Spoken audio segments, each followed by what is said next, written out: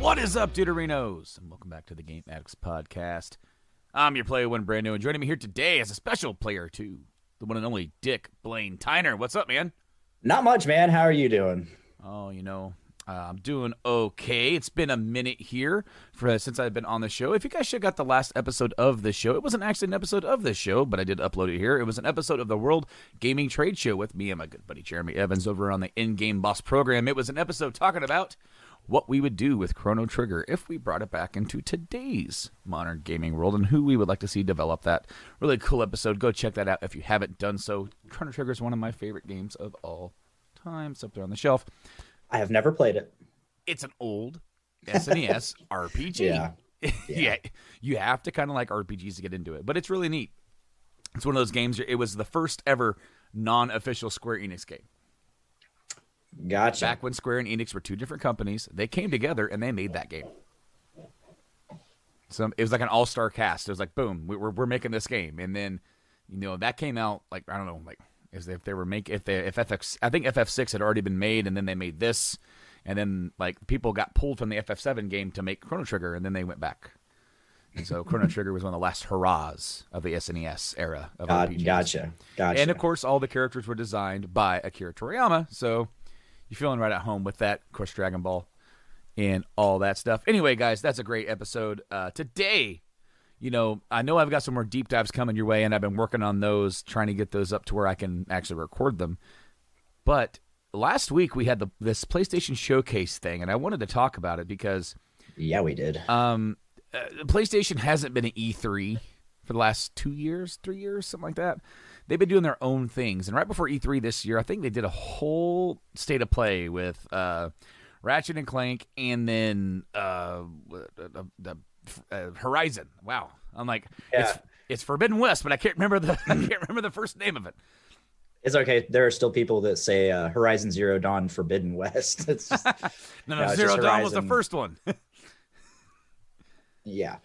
I've really actually kind of enjoyed this whole new system. Maybe I just wasn't paying attention before, but for me, it seemed like all the news came out before at E3, and then now it seems we're getting it spread out just all year round, and like once a month or every couple weeks, it's like, oh, here's some more games that we're announcing. Then a couple months go by. Hey, remember that game we announced? Here's some more stuff about it. And it's been great. Either that or I'm just paying attention more. I don't know. But no, I mean, I like it because each of the big players kind of do their own, no pun intended, but they kind of do their own little thing. Nintendo does their Nintendo Directs every single. I mean, they've stopped go. I mean, they actually go to E3. They have their own little booths and setup. So if you actually go there, you can check stuff out. They have the whole Treehouse event. Microsoft usually has like an adjacent building. They're not even in the same building anymore. EA has their own different building. They're not in the same building anymore. So I've never been to E3, and it seems like it would be really hectic to go. And there's a lot on the E3 show floor that you don't get to see from the major publisher showcases or anything like that. But because of that, we get a couple Xboxes things a year. We get a couple of PlayStation things and Nintendo, maybe a few others scattered here and there, like a Square Enix update or something like that. Here's a bunch of stuff. All right. And especially this last, Pokemon gets its whole day. Pokemon gets its own direct for just its stuff. Yeah. Pokemon Direct. You see, Nintendo typically only does like, hey, this is what's coming out in the next 4 months, with a few other little tidbits of information about some DLCs that you, and then they're like, every once in a while they'll be like, hey, guess what, guys? we're making this game, and you're not gonna hear about it for a while. It's like they announced Metroid Prime like 4, and it's like that's been 2-3 years ago, pal. Mike's getting impatient. Like this happens all the time with him. It's like they just announced stuff too quickly. They announced the Ff7 remake. We were still on Nights. I want to say it might have been 2014, and then it didn't come out until 2020. Damn. They made it. They said, "Wow!" They announced it that far back. Yeah, because it was a part of the PlayStation E3 thing. But it was just a lot of different like stuff. Sometimes stuff gets announced too early. But this was the PlayStation showcase, and since they were in E3, it was really cool. It was almost like a week out. They're like, "Hey, we're doing something." So we're like, "Ooh, what do you got for us?" And there was nothing about Horizon, and that game did get delayed. I'm actually glad it got delayed, because I want it to be good. I want it to not have any issues when it comes out. Halo's coming out this year, but they've already saying they're not going to release the full experience. Yes and no. Yeah, I mean, so people are kind of bummed about that and butthurt about it and hating about it. But so they're not releasing it with co-op, and they're not releasing it with a progression system for the multiplayer. Which really? At least right off the bat, I think the first major update will have co-op and everything though. Okay. I've just been going, all my information is just off of some of the YouTubers I watch. Okay. But yeah, I'm not particularly bummed about that, because my first playthrough or dozen playthroughs is usually done solo anyways for a Halo campaign. And I'm not huge on the multiplayer anyways. So I'm okay. I'll be okay.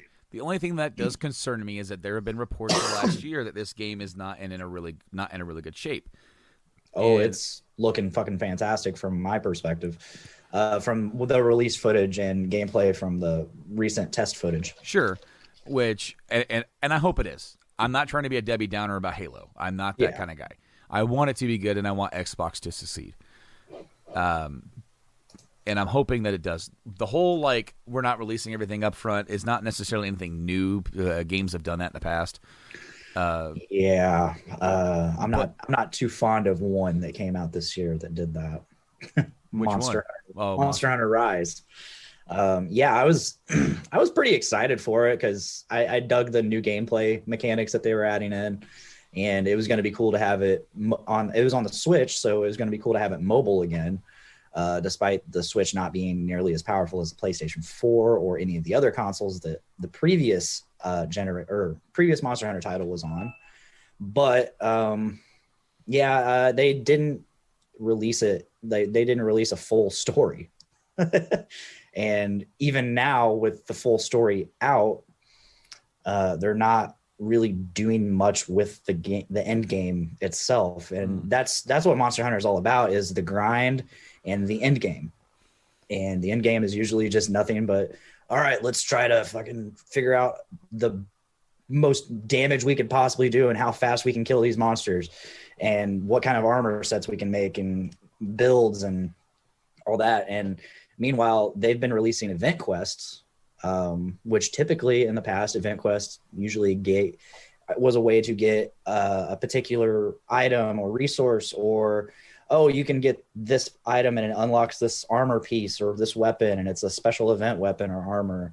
Sometimes it was kooky, like a toilet plunger lance. Sometimes it was awesome and badass. And or sometimes the fight was just, this is a particular special fight with this particular special version of this monster, and it's cool. No, lately what you get from these event quests are emojis and gestures that your player can do. Fortnite dances. Yeah, I'm like, luckily, I actually got, this is the first Monster Hunter title that I've gotten rid of within a couple months of owning it. Normally, I just keep them, and I just have them whether I have the console or not. I just have, just because I love the Monster Hunter series. If anybody knows me from this show or my other show, Podcastrophe, I'm a Monster Hunter fan. Well, and I'm not a fan of this. Well, and I'm definitely sorry to hear that. But if anybody knows you from your other podcasts, they might know that you have another podcast. Yours truly. I sure do. Yeah, you definitely do. And so that show is called Rank 'Em All, which is called the Rank 'Em All podcast. It's a podcast where we take a bunch of music, some artists and bands and their discographies, and we go all down their stuff and we rank them, and we listen to every song. We rank every song. We average out those songs. And people get mad at me. Well, they might, yeah. You know, sometimes they might tell you that you guys are going to fight or something. Maybe, they're not really a fan of my my controversial opinions. Well, you know what? Really enjoying something. Let's just they don't like it when I like it. Let's just say, as of this airing, this episode hasn't come out yet, but there's going to be an episode coming out where somebody likes something even more than you do. In fact, this is the most liked album from any panelist on any. There's,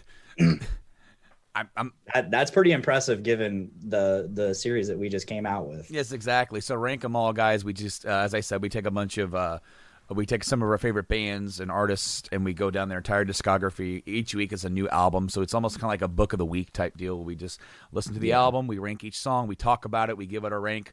We average out all of our individual panel ranks. So all of my ranks, all of Dick's ranks, and then we get that's our album rank. It's not like you can just say I give this album a 10. Well, so if you average a 10, that means you give every single song a 10. No, come on now. Unless you're somebody else, which we'll get there. But so it's more honest. It's more straightforward.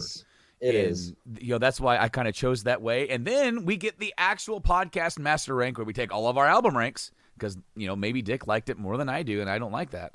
But it averages that out, and we have the actual official podcast rank for Rank 'Em All. Of course, Rank 'Em All is on all the podcast places where you can find this great podcast that you're listening to, as well as YouTube. Go check us out on all those other places for Rank 'Em All, and all of the great social media places as well at Rank 'Em All Pod, and Facebook and Twitter, all that jazz. We post some stuff. It's a good time. Yeah, it is. We have a good time. We have a really good time doing that podcast, no matter which group is doing it, Well, and what's cool is that, Dick and I were on the Metallica rank. That's what we started with. Uh-huh. It was myself and you, as well as Nick Maxon and Nate Phillips, who's been on the show before. And we did that entire discography run. Well, after that, we kind of split off. You and Nick got a whole different crew together and did Between the Buried and Me. And now Nate and I got together with one of our friends, Joe, and we did Van Halen. So two different kind of forks in the road paths. Very different. And that's what's cool about it is that if you like rock and roll, if you like heavy metal, this is a chance to listen to some bands maybe you never heard of, or listen to us talk about them, and maybe it'll entice you to listen to it. I'm looking forward to some of the bands coming up that I'm more than likely not going to participate in, but I'm looking forward to them because maybe I will participate from a listener standpoint, and I have yet to do that. So exactly. And that's what's so cool about it is that we're trying to spread the love of music to different people, and venturing out and listening to somebody or an artist or albums that you would never have. And you just went all over the place. I did. It's an earthquake at your house. So I got tired of looking down at my laptop and my camera being above my laptop. So I'm putting my camera where my laptop is. Okay. And now it looks a little bit more like I'm looking at the camera. Just a little bit. Well, you know what? I actually kind of had to redo my setup here, and I had to move the camera over here. So now I'm sitting here like this, and now it's like most of the camera, I'm just like over here in the corner. I'm like, hey, what's up, guys? Oh, like I'm down here. So, guys, go check out Rank 'Em All. Help us out. Subscribe. It'll be great. But, guys, the PlayStation Showcase, they kicked it off. I'm like, what is this game? This weird chess thing. It's just an intro. I know you didn't see the whole event thing, but they did this whole live action intro where it was like some live action video game, but it was just chess. I'm like, well, okay, that was a weird 3-minute segment. You guys put time into this. What is this? You guys put time into this. I didn't know. Yeah, I'm like, wow, all right. But then they literally came out swinging for the fences with the reveal of Knights of the Old Republic remake, console exclusive to PS5.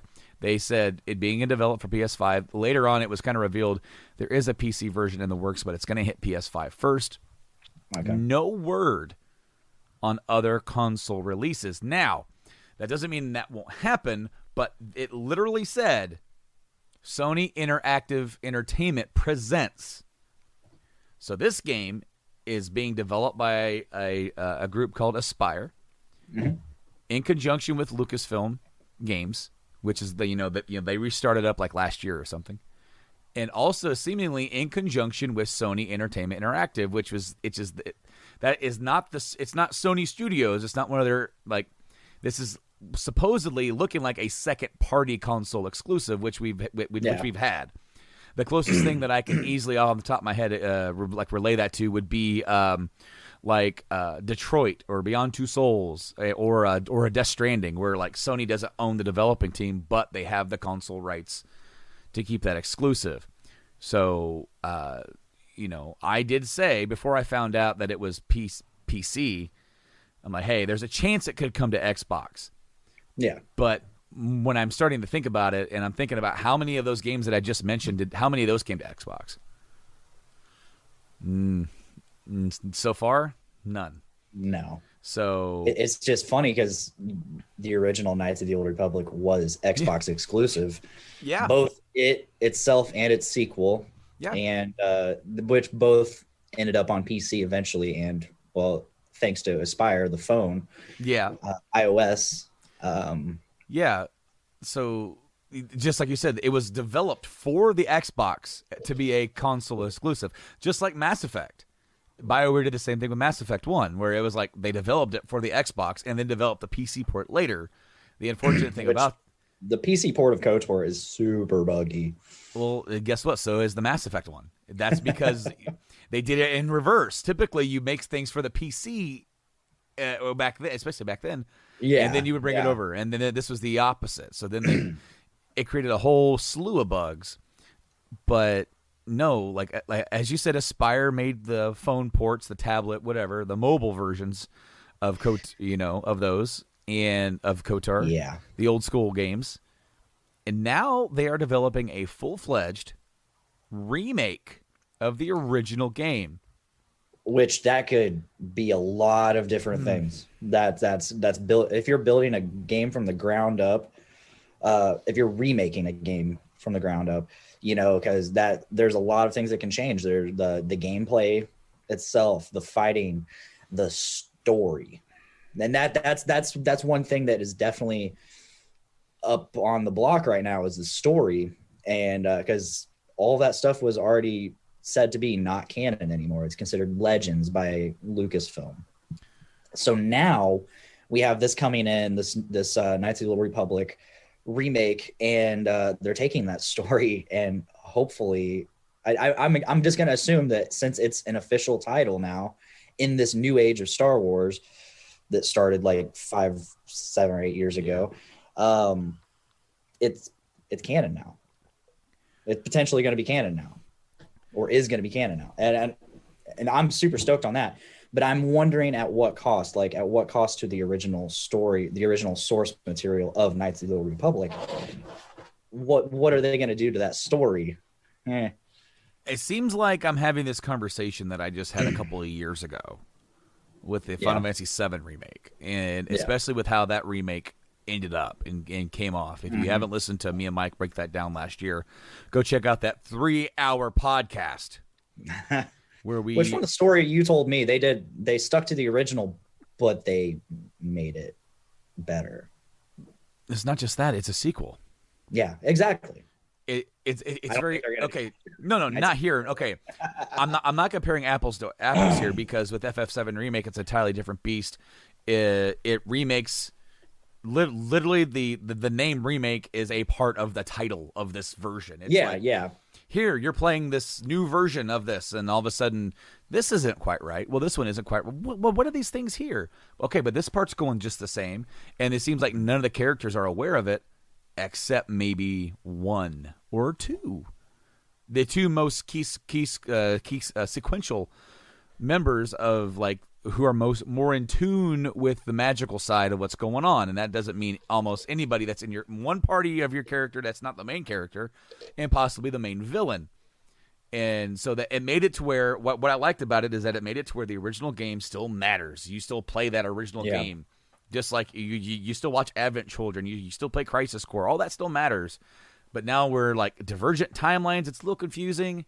A lot of people didn't like that. A lot of people, because it wasn't a straight up 1-to-1 remake, just fancier, just bigger, just more in depth, they stubbed their nose up at it, and they're not going to come back and play them. I just enjoy the fact that you have a brand new game based in this universe that everybody loves. I got a really bad eyelash in my eye.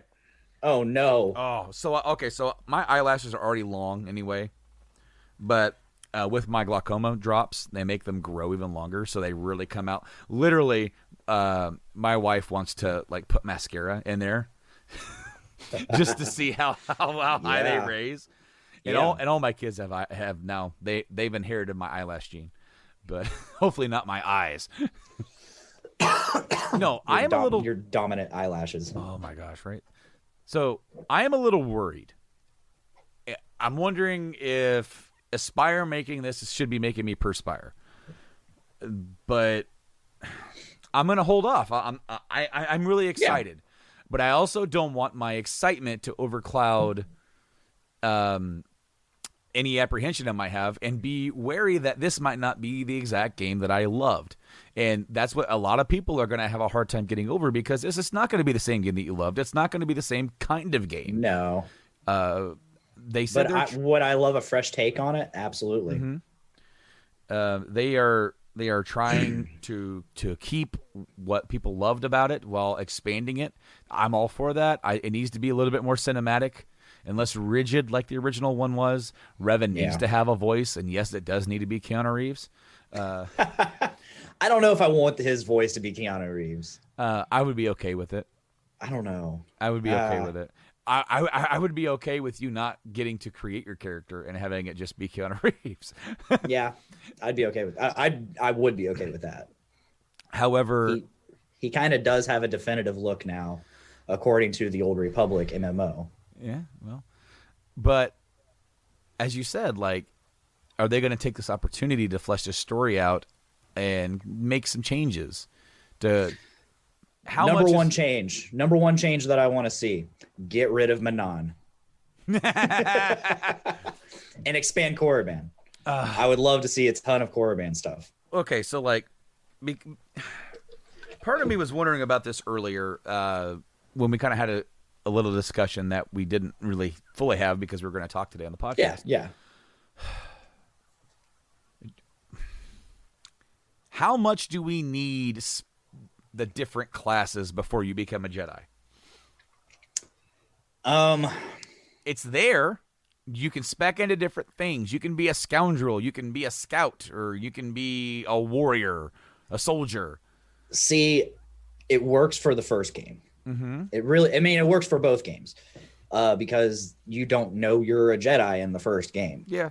Until you become a Jedi, and then you get to pick. Oh, well, I'm this type of Jedi. You don't know that you're Revan until they tell you that you're Revan. There's hints, but and then the second game, you literally start out as a Jedi, and so you get to pick what kind of Jedi you want to be. But once you hit level 15 or whatever it is, you get to branch out and pick what kind of Jedi or Sith you want to be. And so it's further specialization either towards going down. So you can either choose to be super proficient in whatever it is you choose, or you can pick something different and try a different type of gameplay from that point on that either enhances your weaknesses or it's just different. I don't know. There's always the three choices. You're either combat heavy, force heavy, or you're like a really balanced. So I'm gonna invoke the name of Ff7 Remake again here. Go for it. Because we're talking about remaking a game which is technically turn-based. It is turn-based, but it's designed in a way that you really can't tell that it's turn-based. No, your character, you assign your character actions. You can give them one by one actions, or you can preload some actions, and you go through and you kind of manage your party that way. And it's almost like a MMO light. You're not overwhelmed with a full screen of shortcuts and key binding powers to try and memorize. You have abilities, and you have items that you can use, and you have a set climb of this action. It takes this long to load this action, and then you do your action, and then there's a dice roll, and then the damage. It's very still old school tabletop mixed in here. Now, Ff7 Remake did a really good job of bringing forward action-based RPGs, still with some turn-based qualities, and I think it would work in a manner here. I do think that Kotor needs to be sped up. Not maybe FF7 sped up. Some of that stuff gets kind of outrageous. But it needs to be a Star Wars game, though. It needs to be a little bit more like when you press the attack button, you swing your sword or you swing your lightsaber. Yeah. You're doing stuff. But then it's like you can spec into a power move or a force push or a thing there. Now, FF7 Remake, you have 2 ATB bars. And as you fight, they fill up. As you attack and land attacks, it fills up faster. Then your actions cost ATB. So items cost 1 ATB. Abilities can cost 1 or 2 depending on the intensity of the action you're taking. And magic typically costs 1. It just, the intensity of the magic takes longer for you to cast, and you're open. If you get hit, it cancels out the action. And then, of course, then you get a limit break that supersedes any sort of ATB. It doesn't utilize that at all. But with KOTOR, you could do something similar where you can fight and use up to where you can use your ATB or your actions. So I don't know, because there was a force bar and a health bar, so there's that. I'm a little bit on the fence of what I would exactly want to do with this to try and keep it. Which is why I was questioning about the Scoundrel and Scout, and do we need to have Revan running and gunning? Because how is that going to feel in an RPG setting versus then all of a sudden now you get a lightsaber? Are you ever going to use your gun again? Absolutely not. Right. So wouldn't it make sense to have him from out of the gate just kind of be already a hand-to-hand soldier? And it's like, I'm good at this for some reason. I don't know. I mean, right out the bat, like I think even after I got a lightsaber, I about said light sword. Wow. Even after I got my lightsaber, I did find myself using some swords here and there, like Naga Sadow's sword, that poison vibro blade that you get from him. That was pretty kick ass, and I loved it. Yeah, I don't know. It just, I'm hopeful. I also don't think that we're going to see this game for quite some time. If it's in development just for the PS5, that tells me we're not going to see it until late 2023 at the earliest. I don't think it's even going to be that year, because of how long it takes to develop games nowadays versus the timetable for which they're saying a PS5 exclusive. That means there's not going to be no crossover. Which means, to me, over the next 2 years, you're going to see a diminishing number of games that are exclusive and crossover, because they're going to want you to go out and buy the new console. Horizon will be, and it's free, by the way. But after Horizon, if you buy the PS4 version of the game and you want to upgrade to PS5, after you buy the PS5, it's going to cost you $10. Not anymore. No, that was what they just said. Oh, what? So originally they weren't going to let you do that there was backlash over Horizon, and now they're saying after Horizon it's going to cost you $10. I know that there was a reversal, but it had to do with Horizon in general. Okay. Because Xbox is just boom, you have it. We have upgraded you. If it says smart delivery. So Xbox does it for free, but you gotta you gotta buy the right box, I guess. Okay. And they've got a lot of boxes over there at Xbox. A lot of series, a lot of S's, a lot of X's. Their game boxes look even more confusing. Look, guys. I want Xbox to succeed, but if you're trying, like I literally had a friend 2 years ago messaged me and asked me if the all-digital Xbox was a good decision for him, and it was not, because he did not know that all-digital meant no disc at all. Because it looked the same as the 1S. Yeah. And he didn't know because he's not into it. So, and he's not like somebody. He's not like a dumb grandparent or a technology incompetent person. It's just he doesn't really follow it that much. He's a very casual gamer. So I had to tell him, no, don't get that. I'm looking at all this Horizon stuff. Let's see here. See if I can come up with anything cool to talk about that. This is let's see, the Horizon Regala edition features a custom sculpted Tremor Tusk, which is basically a giant robotic mammoth. It looks pretty fucking killer. Is mounted by 3 Tenax warriors and adorned by the tribal markings, movable trunk, and 4 adjustable tusks that can allow for a variety of poses. Alert stages, LED light up eyes with 3 color settings: neutral, alerted, and combat. It's a 40 centimeter long and 36 centimeters high. Cool. That's tight. So, look, I know that there's a certain audience.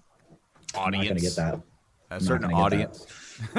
There's a certain audience for buying these special collector's editions and all that. Yeah, stuff. and I am no stranger to it. I've bought a lot of. I've got a couple. I've got the Batman Arkham Knight one there. I got the MGS5. I want that. I still want that so bad. Here, so it's like I've got a couple. But like, I think I got the Persona 5 when that first came out. It just got to a point where I didn't have enough room for them anymore. And there's some people who just have shelves so full of just collector's editions. I remember when Nate worked at GameStop, he got a bunch of them. He got the bookends for the Mortal Kombat, whatever when that was, where like on one end it was Scorpion, and then on the other end of the other bookend it was coming through like Sub-Zero's chest. So that's killer. Okay, so I got the Forbidden West Collector's Editions, which is $200. Oof. And it features the same statue. I think the statue it's the same thing. It's the same robotic creature mammoth, but it's different. It's a different one. It doesn't have the people riding it, and there's a tiny statue of Aloy as well. And this game comes out in February, right? Yes, February 18th. 18th. I knew it was either that or like the 20th or something like that. It is around there. I'm actually very glad it got delayed. I want it to be good. Absolutely. Like our friend Will said, Game of the Year goes to Cyberpunk for making every other game delay. Pretty much. You know what? Based off of that, but that's you can okay. Almost say so. Now, another game that was shown at the showcase, I'm not going to talk about too much, though, but it just came out or is about to. Deathloop. Deathloop is getting reviews, man. It's getting good reviews. IGN gave it a 10. Damn. And it is PlayStation exclusive for 1 year because it is being published by Bethesda, which they are now owned by Microsoft. Okay. And they already had these deals in place for 2 games. It was Deathloop and Ghostwire Tokyo, which was shown as well. That was the first Ghostwire thing we've seen in quite some time. No idea. It was shown a while back at one of the Bethesda events. It's kind of a horror type deal. I'm not sure if it's got the same anybody involved as was it Evil Within. Yeah, it's got its own little feel to it. I'm not sure if either one of these games are really up my alley, which is why I don't really have much to say about them. Deathloop looks interesting.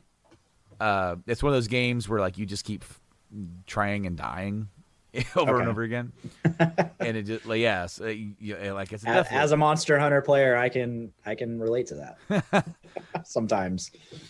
But yeah, eventually those 2 games will be going over to Xbox because they actually own those properties.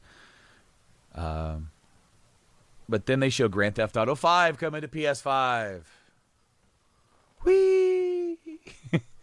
So people were really angry about this, and. Like when they when was the first time they announced Grand Theft Auto 5 for PS5? was like over a year ago. I can't believe the PS5 is coming up on a year. I know, and I still don't have one. Yeah, no, you don't. I wouldn't actually advise you to get one unless you have the money. If you have no, and that's the plan right now. Like I have no need for it because there are literally no games out for it right now that I give a shit about. Yeah. And the games that are out, I have on PS4 and have upgrades for. Exactly. So that's the best way to go about it at this moment in time. Even if when Horizon comes out and you don't have a PS5 and can't get one, don't have the money, just get the game. Just get the game and play it. My plan is to get a PS5 when God of War Ragnarok drops. Okay. So and hopefully there's a bundle with that, special edition or something along those lines. It would be nice. And hopefully they're not as hard to come by. Well, thankfully there was that report about the new PS5s being worse. They're actually not that worse. No. So some real information came out, and some real information. As opposed to the fake. It wasn't fake information. It just wasn't as well dived in. And the guy even said, "Hey, this further investigation on this needs to be done." And they did. Another channel did, and they found the actual running temperatures of the CPU, GPU, and all that stuff. So, okay. So don't worry, it's not that bad. If you find a new one, you can get a new one. You won't have to worry about it. But no, GTA 5 coming to PS5. A lot of people are angry about it, that they're still playing the same game that came out at this point. I mean, what the hell can I say? I'm still playing Metal Gear Solid 5 for the Phantom Pain. You're welcome, by the way. Yeah. So it's like, who am I to judge this game that's been on? I have a shelf full of retro games that I pop in from time to time and play. I played Metal Gear Solid 5, and so the other day, Will gave me back, our friend Will, gave me back my copy of Ghost of Tsushima that I let him borrow a year ago. Yep. Because he just picked up the PS5 version. Yeah. So I, after it's sitting on my counter for like a week or two, and I finally was like, I'm going to play that. So I pop it in my PS4 Pro, and it's got like a 39 gig update. So I'm like, all right, I'm going to let that sit and I'm going to play Metal Gear Solid. That was last Friday. Today is Tuesday. There you go. And I am still playing Metal Gear Solid 5. Well, there was no Metal Gear announced at the thing, but back to GTA 5 really quick. Yeah. It doesn't bug me that this is getting a release. Number one, it prints Rockstar money. The GTA Online. That's more money they can put to just paying their people, making games. Red Dead Redemption 2 took a long time to come out. 8 years, something like that. It was a long time. And it was still one of my favorite gaming experiences in that generation. Yeah. Like, I still have yet to play it. I have it. Such an awesome... if you let yourself become immersed by it and let yourself get into Arthur's story, it's amazing. It's absolutely amazing. And it's amazing tale of this group of dudes slowly falling apart. Yeah. Anyway. I'd really like to play it, but I just can't peel myself away from Metal Gear Solid. Well, one of these days, you'll play it. And then you go, you know what? 5 years later, that game's pretty freaking good. Yeah. It is. No. One of the reasons why I'm okay with GTA 5 coming out is that them porting this game over helps them kind of figure out the nuances of the architecture and the SSD. Yeah. You know, that makes sense. It should help with their GTA 6 development. I know people want that game. I want that game. That will be the biggest game launch in the history of ever when that game comes out. But I'm okay with waiting. I've got a ton of other stuff to play. Yes, I understand. I, too, have seen Skyrim come out on so many generations of consoles. It's coming to PS5 and Xbox Series X as well. Free if you own the PS5 and Xbox One edition. So that's cool. You get a slight upgrade. And if you already own that, that's cool. I actually bought it on Switch, so I don't get that upgrade. I think the current version I own is the PC version. Yeah, you know what? So It's I'll be cool. getting that update as well. I'm not mad about it. That game is one of the most popular games of all time, just like GTA 5. I loved it. You know, I absolutely loved it. I haven't seriously played it since 2012, but if they wouldn't keep releasing it if people wouldn't keep playing. I know. So I know, and it's the same damn people. It's like there's hardly any new customers for that I'm aware of. It's just all the same people that have already played it. It's like, oh well, there's new generations of gamers born. Guess I'm gonna get it on this console. Yeah, well, you know what? My kid is just discovering Minecraft all these years later. Yeah, you know, so he's getting into that. That's cool. But one of the other things that got, hold on, I lost my place. Gran Turismo 7. Talk about that real quick. That. So that is, they announced that for March of next year. Okay. And as per usual, the graphical fidelity of Gran Turismo, out of this world. I'm not a car game person, a racing game person. I'm not either. It looks out of this world. I've never been the biggest fan of Gran Turismo. I have them. I have 1, 2, 3, and 4. Yeah. and then Mike might have given me his copy of the whatever one, not 6 or whatever the last one was, or 5. I think he gave me one for the PS3 because he's like, here, have this. And then there was another one on PS3 after the PS4 came out. And then there was Sport for PS4, and I don't think he ever played that. But he's excited about it because it seems to have a lot of features that he wants to have as far as customization. It looks like it's got like a little hub world, very similar to like a Forza, which that's their main competitor. Yeah. Literally, Forza, instead of making another main Forza Motorsport, they're making another Forza Horizon. Off the success of Forza Horizon 4, I am also not a car game guy, and that game is fun as shit. And for a guy who doesn't like racing, I got into it. That should be your goal, to please the fans and get people who don't play to play your game. I want a new Burnout. That'd be a fun game now. Yeah, they did the remasters surprisingly like a couple years ago for that. That kind of paved the way for Mass Effect Remaster to come out. Because EA said, we're not doing remasters, and somehow they got talked into doing the Burnouts. Yeah. And they sold well. Speaking of remastered, Uncharted's getting remastered. I saw that. Both the Uncharted 4 and its expansion, Thieves something.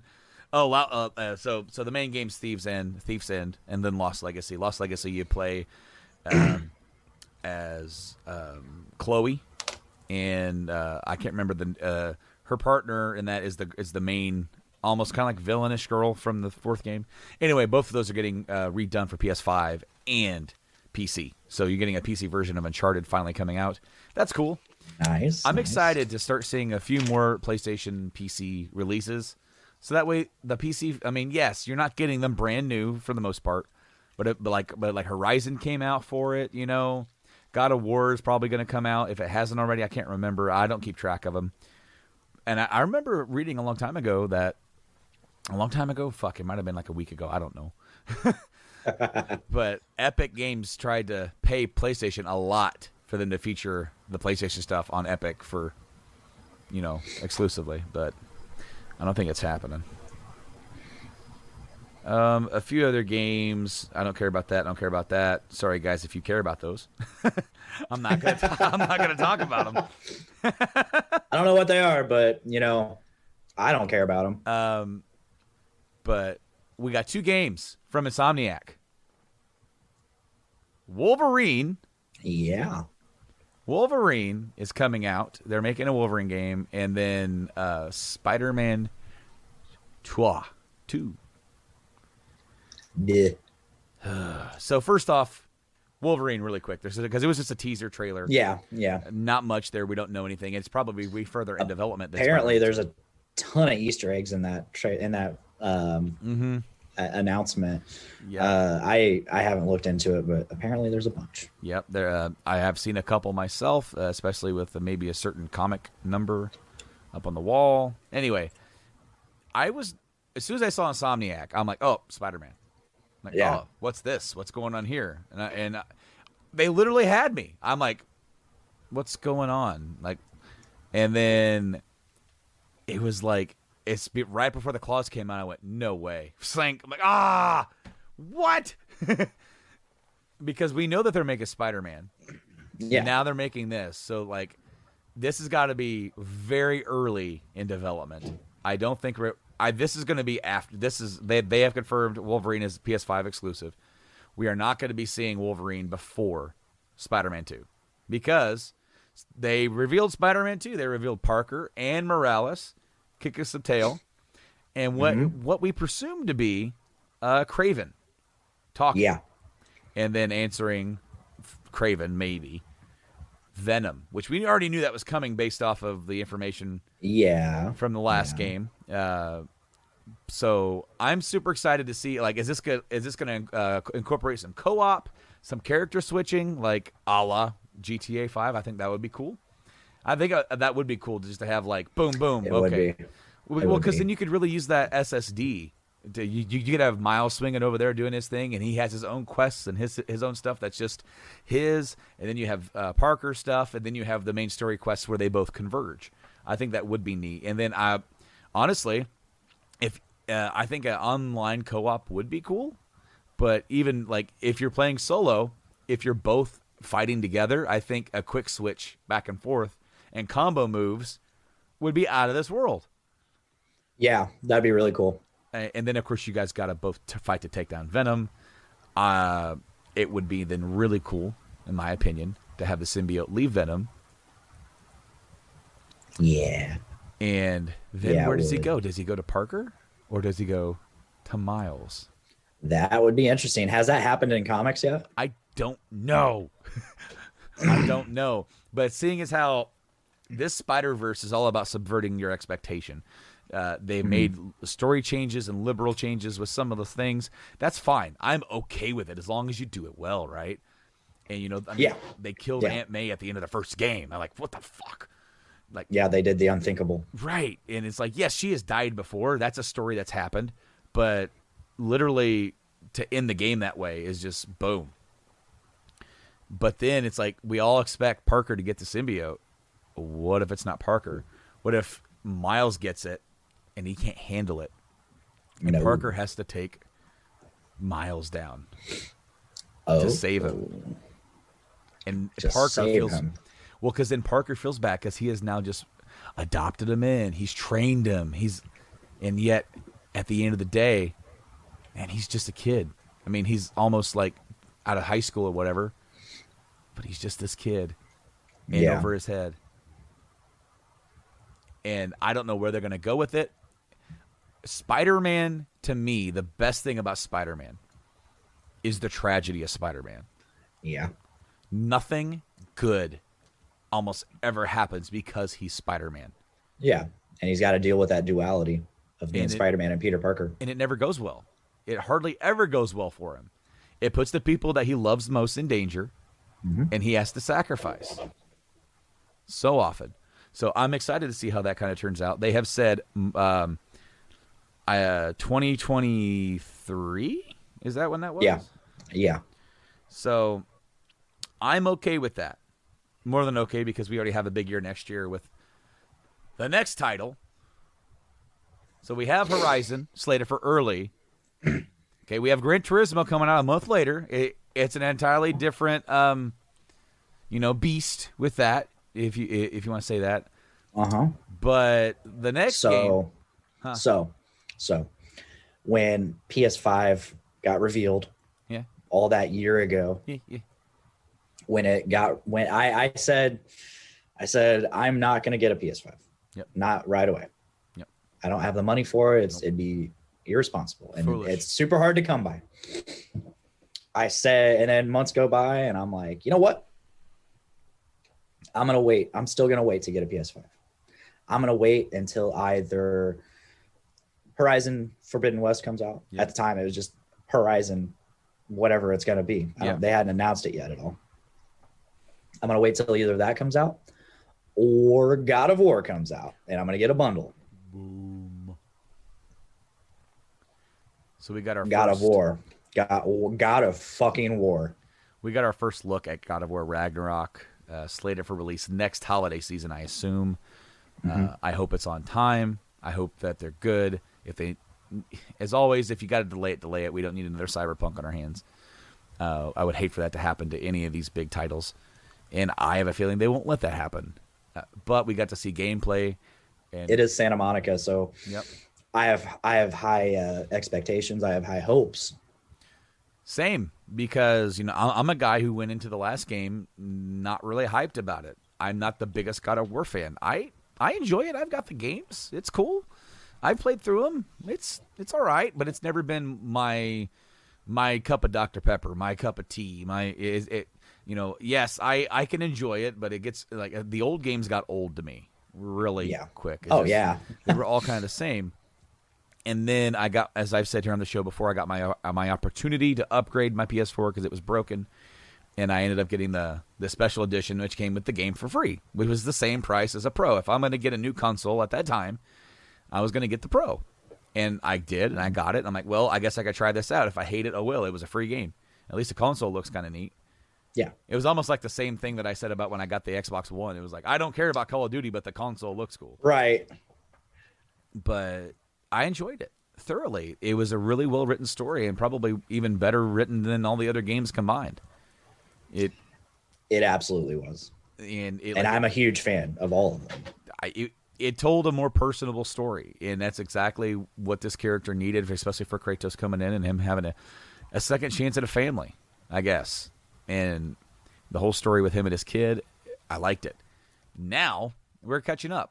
Post the events. It's almost like it's picking up next day, but it's not quite. Atreus is a little bit older. He's hunting by himself. The opening scene of the trailer shows him bringing in like the deer. Whereas the original reveal was you going to help him hunt. Yeah. Or Kratos going to help him hunt. Now he's doing it all by himself, and that was a cool callback and show of growth. Yep. And then of course there's Mimir. Is that his name? Mimir. Yeah. Mimir hanging out to him. I don't know what he's doing. He's either at first I thought he was eating, then I saw someone say he was painting. It looks like he's painting, yeah. Or he's just using a stick to turn pages of a book. He might be. Either way, he's a head and he has no arms, and he is using this stick, brush, food, whatever it is, and he just chucks it out. And has something witty and sarcastic to say about Kratos. We have been confirmed that Cory Barlog is not directing this, but he is involved, and that this is the last game in the Norse mythology. So we're only getting 2 games instead of the. How many games did we get for? You had 2 mainline games, 3. 3. Then you had then you had Ascension, which takes place before, and then there's Chains of Olympus, and then there's Ghost of Sparta. Mm-hmm. Chains and Ghost were both PSP. Yep. Later brought to the God of War collection. Yep. On PS3. Ascension was okay. Yeah. I enjoyed the PSP games. Yeah, I did too. But no, this being it totally makes sense because Ragnarok is technically the end of Norse mythology. Exactly. It's the end. It's the end of the cycle, and then everything starts over, begins anew. It's the battle of the gods. Yeah, and we got our first look at Thor. I don't have the image propped up, but he's a biggin. Voiced by Ryan Hurst. Yeah. Which I'm totally stoked for. I loved him in Sons of Anarchy. I loved him in the last couple seasons of Walking Dead. Yeah, played Beta. Yep. He's been on a roll. Yeah, he has. And now he's playing Thor. Very interesting. There's been some hate about fat shaming this Thor, which is funny. Yeah. Come on. If you watch Endgame, you get fat Thor. You get that, which is honestly more true to the original Norse mythology anyways. Because Thor's portrayed a lot of the time. Yeah, he's a brilliant warrior. But he's also super hedonistic. Mm-hmm. He lives life. He drinks a fuckload. He is a big boy. So yeah. I think it's going to be a great year next year for PlayStation, especially if all these games are able to hit their marks and come out when they can. I think it's going to be great. And then, of course, they now have an outline for the next couple of years with, after next year, and then the new Spider-Man game, and then they've laid the groundwork. The GTA 5 is coming out now in March. That got delayed, but that's coming out. After that comes out, now for the past, I believe it is 3 major Rockstar games. I don't know for Red Dead Redemption that might have been the same, so maybe it's 4. 18 months is when they usually try to announce. 18 months out for when they try to announce the next game. So when they announce GTA 6, hopefully 18 months they'll have the release of it. Now, for both Red Dead, so maybe all 3 of them. I think they all 3, GTA 4, Red Dead 1, GTA 5, and Red Dead 2, they all got delayed. And some of them had sizable delays, like 6 months almost, like to try and wrap it up. I'm not counting GTA Online. That rollout was abysmal, and I'm not going to judge rolling out an online game versus putting out a really stellar single player experience, which they have done time and time again. Each and every one of those games, despite your personal preference of Control, for GTA 4, are really playable and fun experiences that aren't broken. So they only got better with time. GTA 5 and Red Dead 2 were impeccable as far as their control and their stories. Their online modes maybe suffered, but that's okay. That's see Diablo if you want to hear more about online follies. And but so hopefully we'll have an announcement for GTA 6 if that's coming out anytime soon. We have Final Fantasy 16 exclusive to the PS5 for a while, probably. But but just like with Ff7 Remake, they said, "Hey, this is exclusive to PlayStation for a year." And then they're like, "Oh, hey, this new Yuffie DLC, it's exclusive to the PS5 for 6 months." Neither one of those titles, neither the DLC or the remake, have a PC release date yet. Even though they said it's coming, we don't have one, and people are getting pretty impatient, namely Mike, but because he wants to play it on PC. But it's just a matter of going forward. Hey, FF16 going to be PS5 exclusive. How long is that going to take until that's not? All these companies. Sony has to start playing hardball with some of these exclusives because of how many companies Microsoft has now gobbled up. They've got Elder Scrolls. They got Fallout. They've got that. What's that? The other space game they've got by the same. Yeah, what is that? I can't remember. It's been a while. We got a little teaser of it. Who's this again? It was Bethesda. It was Fallout. Starfield. I couldn't remember. It's been a while. Been a little out of my Outer Worlds. No, see, that was a good game. I'm not saying nothing. I'm not saying the new game's going to be bad. I'm not saying Outer Starfield, whatever, it's going to be bad. No, Outer Worlds was great. They have that too. They own that. That is completely Microsoft now. Obsidian made that before they got bought. Now they got bought. So the next one is exclusive to PC and Xbox.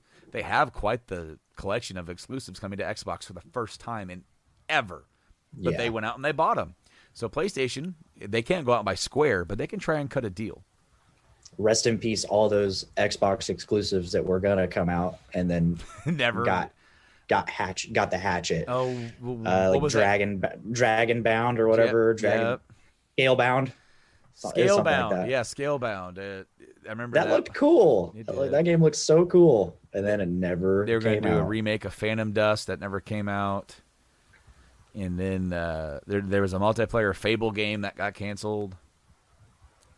And so hopefully, now that they got I think it came up in my memories today, or maybe it was yesterday. But it was a game that was supposed to come out for PS4 and Xbox One, and it was like it had to have been yesterday. It's not showing up, but it was like for fans of Dark Souls and Monster Hunter, and it looked super awesome. Like you were a knight fighting a dragon, and yeah, I'm a fan of doing that kind of thing.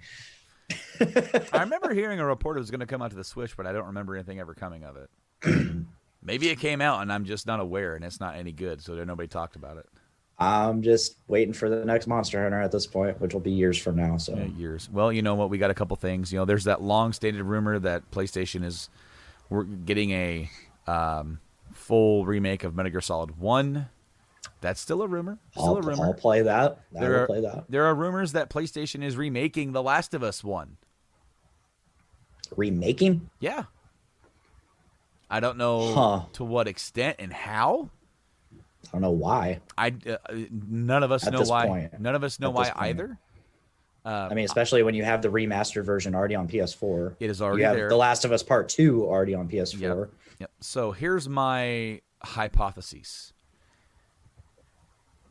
It is The Last of Us with some improved level design, with some mechanics that they had in 2, with improved visuals to bring it up to par with the second one.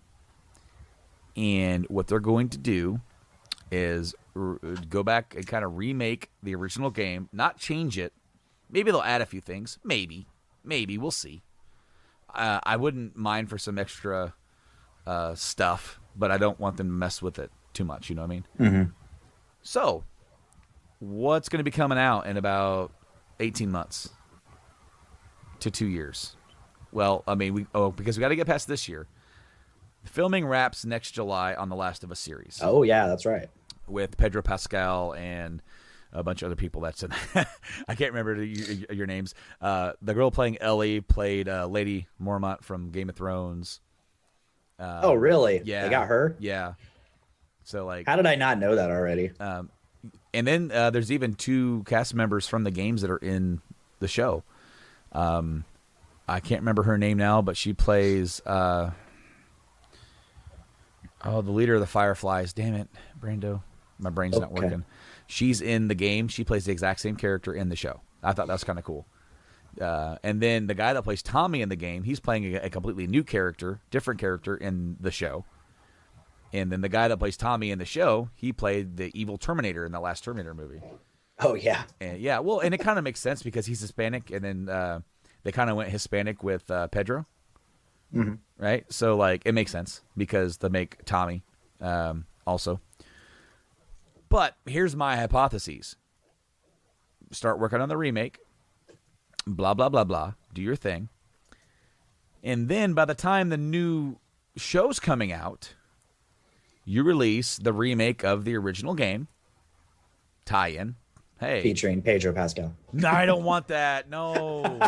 No. But still voiced by It looks like Pedro Pascal, but it's still Troy Baker. That'd be hilarious. Yeah. But no, I don't want them to recast Ashley and Troy because they made those roles. I mean, yeah, sure, for sure.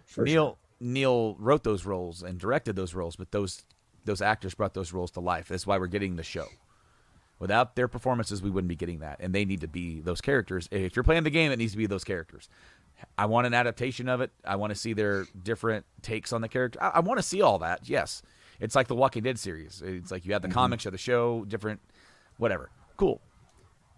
But so for PS5, you get the Last of Us remake as well as a remaster of the second one to bring it up, because you would have to do less to that to bring it up graphical fidelity and engine-wise. It would be very close to what you're doing anyways. So that way, between part 1 and part 2, you're getting one solid, smooth experience that because when you played the second one, it's obvious this is an enhanced version. You know, we've learned a few new tricks here. Whereas in the first one, it's a little dated, but you can still play it. You know, if you enhance it a little bit, it might do good. And if that's all you do with it, is it a waste of time? Yes. Mm-hmm. Would people still buy it? If it comes out and it's like, hey, this is like the first one with the exact same actors, and we've kind of redone a few scenes, and it's just a little bit better, would I buy it? Shut up, I would. But if they're saying we have completely redone this and this is now a television tie-in project, I might not do it because it's just like I don't want no, dude. I don't know. It's a lot of us are wondering why they're even doing it, but they're doing it apparently. They haven't announced that they're doing it, but the word is on the street. Speaking of video games that I would love to see turn into a TV show, The Force Unleashed. And you could straight up use the actor that played the main character as the actor that plays the main character, Sam Witwer. Absolutely. Because he is also still heavily involved with Star Wars. He has voiced many characters, including the one and only Darth Maul throughout Clone Wars and Rebels and the solo movie. That's cool. So then it's Ray Park. Ray Park plays him, but he is voiced by Sam Witwer in the scene. That's definitely interesting, and I would like to see that as well. That would be. I'd like to see it canonized. Yeah. Well, and then of course you would have to all right, let's kind of make this a little bit more realistic and less video gamey. Less over the top. I mean, I know we're talking about Star Wars here, but right. Find a way to work it in because that's always the really hard issue with that game happening alongside the original trilogy. You don't want to mess with it too much that you're messing with what's already canon. Yeah. So that's always the trick, especially with the Obi-Wan Kenobi stuff coming out. Yep. Are there any? So for the rest of the year, are there any games you're looking forward to playing coming out? If I can be truly honest with you, no. That's kind of a lie. I am interested in Metroid Dread. Okay. That's coming out for the Switch. That is the first actual continuation of the original Metroid since Metroid Fusion on the Game Boy Advance. So you had the original Metroid, Super Metroid, or you had original Metroid on NES, Metroid 2 on the Game Boy, Metroid 3 was Super Metroid, and then you had Metroid 4 was Metroid Fusion on the Game Boy Advance. And they also did a remake of Zero Mission. That was the remake of the original NES game. Okay. So then, technically, you had, all three, whatever. So then, on the DS, they did a remake of Metroid 2, which was kind of it was a 3D game, but it was a 2D play style. So, updated graphics, but it played old school. Well, there was like a Metroid Zero on the DS too, wasn't there? I remember playing the demo for it. Okay, so Metroid Zero Mission was on the Game Boy Advance, and there was a few Metroid games that did come out, but none of them are because there were some tie-ins with Metroid Prime, Metroid Prime Hunters. Oh, Prime, not Zero. Prime, that's what I meant. Prime, because Prime is. I remember being able to use the stylus to aim. Yeah, and so I was Prime like, is its own thing. So we're getting Metroid. Metroid 2, Super Metroid, Metroid Fusion. Those are the 4 Metroid canon original series games. Metroid Dread is Metroid 5. Yeah. And that is just awesome to me that we are finally, 20 years later, almost, continuing the actual story of Samus and all that stuff. I think that's really cool. Mike is super hyped on it. He's a super big Metroid fan. Metroid Prime is its own thing, and they are working on 4 because they have 3 mainline games. And that's coming. See, I don't know the story for anything Metroid, but I would love to play like a newer Prime. I always wanted to play Prime back in the day, but I at the time either didn't have a GameCube or it was one of those things where I was a little kid and I only have a select option of games that I can get my dad to buy me. My only complaint is that it feels a little dated now, going back to Metroid Prime. Because of how you move around and you aim her, it's like imagine it's not quite Halo yet. It's almost Halo, but the aiming still has a little bit. It reminds you a little bit of GoldenEye. I was about to ask. I was about to say GoldenEye. It's a little bit GoldenEye-ish, and so but it's not. But it doesn't feel as bad. I don't know. Remember the aiming on Turok? Ugh. Speaking of Turok, I think there's a version of that coming out here soon. There is. A re-release. For PS4. Yeah, and I believe it's coming out on limited run games. It is, and Turok 2, Seeds of Evil. Oh, both of them? Yep. See, I check limited run from time to time. I've actually even sold our good buddy Nate on a few things on Limited Run. He bought the Super Nintendo Zombies Ate My Neighbors re-release. Nice. And then he also picked up, I believe he picked up the Jay and Silent Bob game. So, all right, coming soon, Turok 1 and 2. Seeds of 1 and 2 for the PS4 for $60 for both of them. Physical copies. You can get the classic edition, which comes in a box that looks like a Nintendo 64 box. And yeah, so those will be $30 a piece, or $60 for both, or $60 for the classic editions each. Which Turok Dinosaur Hunter is already on the Switch. Yes, it is. So these are coming out a little bit. Oh, by the time you hear this, this will be available Friday, September 17th at 10 a.m. Eastern Time. The classic edition for PS4 of just Turok 1 will have the game, premium embossed foil retro throwback collector's box, an official soundtrack CD, commemorative metal retro cartridge, so it's the N64 collector, yeah, as well as a 18 by 24 poster, and some pogs. You get some pogs. It didn't say pogs in there, but I saw the image though when they announced it. I want to see Turok Evolution remade or remastered. Evolution. See, people have a real soft spot for 1 and 2 that were on the 64. Yeah. So like, but you really know, cool. seeing Turok Dinosaur Hunter on the Switch, all that makes me want is fucking Star Fox. Star Fox 64 on the Switch. I want it. Get it out there. Come on, Nintendo. What are you doing? It wouldn't take much to shine up and port the 3DS version of the game. Apparently, also available right now for limited run, you could get a copy of Quake, the original. Yeah, Quake, I did. I saw that. For PS4. And yeah, so like, I really love limited run games. Since I need to look into them more often because that's really cool. Like just check up on them, because sometimes like they have some stuff that's really neat and stands out that like you want. You know, they give those games that don't always have a physical release some love. And they're, you know, if you're gonna get them, you got to get them. You have to go and order them because they go quick.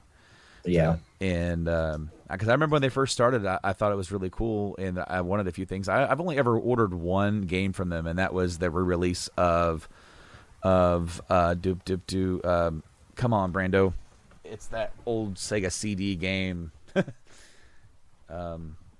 Night Trap. Yep, got Night Trap. So that's about all I got. Yeah. I'm looking forward to some. I got some games that I'm going to play coming up. I know here in October, or towards the end of October, we got Age of Empires 4 coming out. Oh, that's right. That is coming out. I am a filthy casual at Age of Empires. I do not care much about being a professional Age of Empires player. I just really enjoy the skirmishing and having fun aspect of it. Next month after that, we have Jurassic World Evolution 2, another RTS. Jurassic Park Simulator, which it's just supposed to also tie into the movie, the next Jurassic World movie, just like the last game did. And then coming up after that on December 8th, I believe, December 9th or 8th, Halo Infinite. So that's the big one. Yeah, there's that one right near the end of the year. This isn't a new game, but it's the PS5 version. I think I'm officially going to dive in and get Death Stranding to see what all the fuss is about. Yeah. So it comes out a few days after my birthday, but I'm going to get it for my birthday and try to get into that and see what's going on here. Because I mean, look, I know it's a weird niche game. I heard the story is really cool, and it's very Kojima. So like, and I do enjoy my Kojima. I enjoy games that make me think, and he always makes me think, even if I'm wondering what he's thinking. But sometimes it's deeper. Sometimes it's deeper than what even I can comprehend at the moment. As we were all learning through, we've both been getting real big into MGS a lot lately. Yeah. So yeah, we're definitely doing the deep dive. Yeah, we'll see. And that's the thing is, like, I would love to do a deep dive of Metal Gear Solid here on the show, like I've been doing for some of these other ones. But I feel like so many other people have done it better than I could.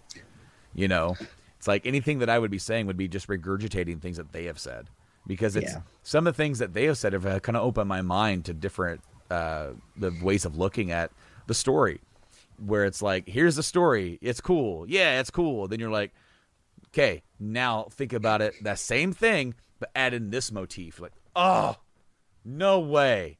And yeah, it's been there the whole time, and you just haven't really thought about it. Like, man, that's cool. So I want to see what all the hype is up with Death Stranding. I know he's pretty excited to release it on PS5. There's some new content coming out with that.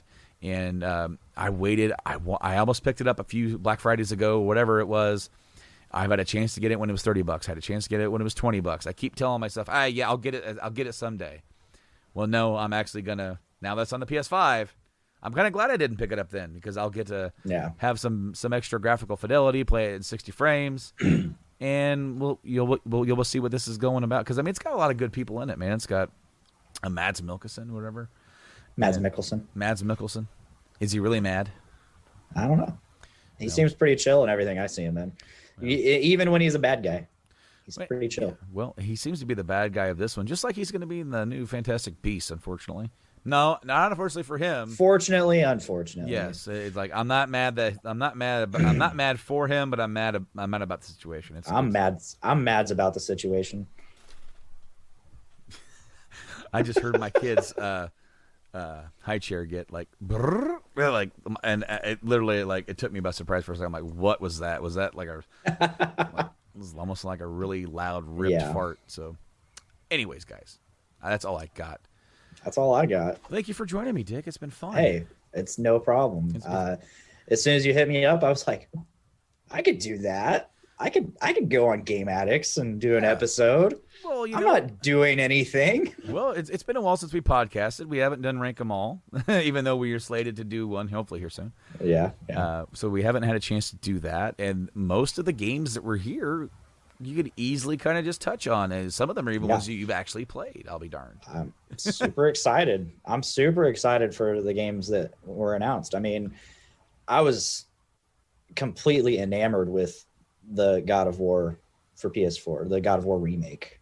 I don't know if I want to call it a remake or a reboot, because it's still a continuation, but it's just God of War. And I don't want to say God of War, because I could be talking about the very first God of War. And God of War PS4, yeah. So God of War PS. So like now Ragnarok is just going to be a continuation of that. I know there were some complaints about the animations being recycled, but come on. Oh no, he's pushing the boat into the water, and it's the same exact animation from an amazing game. Dude, like the fact that Freya is on the hunt. How many different ways can you push a canoe into a water?